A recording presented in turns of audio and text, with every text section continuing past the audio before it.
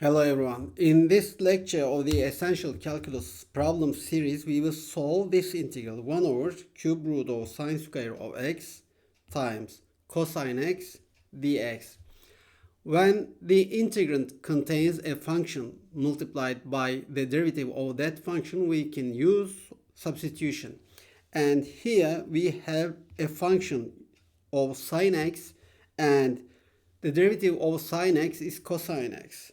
Here we have cosine x dx, then we will use here substitution to solve the problem.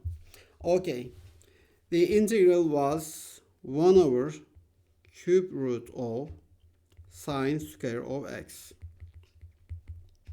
times cosine x dx. We will say here sine x equals to u, and cosine x dx will be equal to du. Then in the integral we rewrite sine x as u and rewrite cosine x dx as du.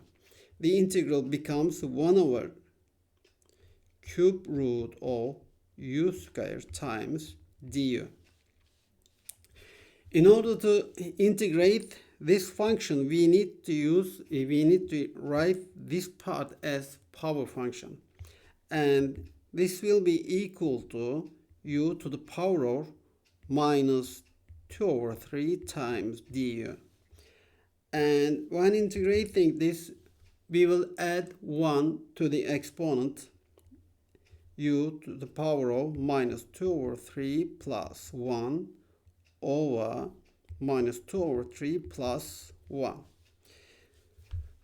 1 plus minus 2 over 3 becomes 1 over 3. Then this will be equal to u to the power of 1 over 3 over 1 over 3. And 3 times cube root of u is the answer. But since sine x is u, we will write it as 3 times cube root of sine x. And since the integral was an indefinite integral, we add a constant c, and the answer is this. In the next problem of this series, I will solve this problem. Square root of sine x minus cube root of sine x times cosine x dx.